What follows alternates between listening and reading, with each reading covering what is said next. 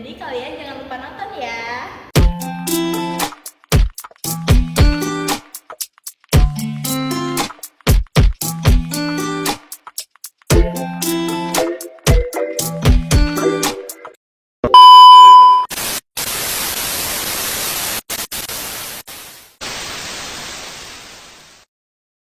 Pernahkah kalian berpikir bagaimana manusia pertama kali melihat dunia yang tak kasat mata?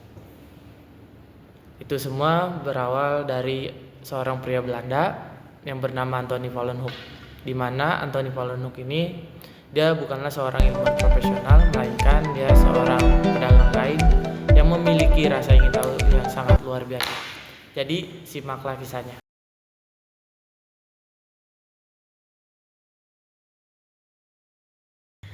Anthony van Leeuwenhoek lahir di Delft, Belanda pada tanggal 24 bulan Oktober tahun 1632.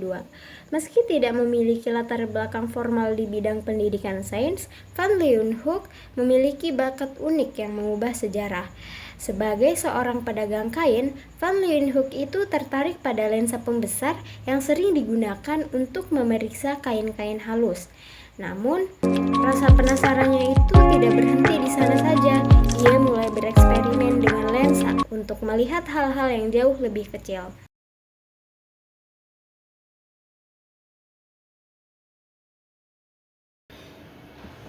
Pada saat itu, mikroskop bukanlah alat baru, tetapi van Leeuwenhoek menyempurnakan teknik pembuatan lensa yang menghasilkan pembesaran jauh lebih tinggi dari yang pernah ada sebelumnya. Dengan ketelitiannya, dia berhasil menciptakan lensa yang mampu memperbesar hingga 300 lipat. Kemungkinan dia melihat hal-hal yang tidak pernah dilihat manusia sebelumnya. Dari sini, perjalanan menuju dunia mikro pun sudah dimulai.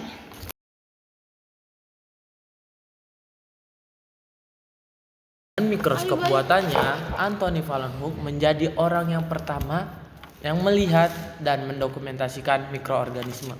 Dia mengamati hal-hal seperti bakteri, protozoa, sperma, bahkan sel darah merah. Semua ini dilaporkan dalam bentuk surat kepada Royal Society of London. Penemuan-penemuannya membuka dunia sains karena saat itu belum ada yang menyadari bahwa ada kehidupan mikroskopis di sekitar kita.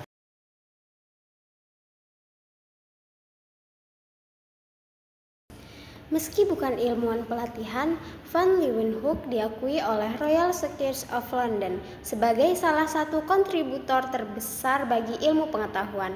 Karena karyanya itu sangat membantu membuka pintu ke era baru dalam biologi dan kedokteran. Penemuannya tentang bakteri, sel darah merah, dan berbagai organisme kecil lainnya membuat dikenal sebagai bapak mikrobiologi.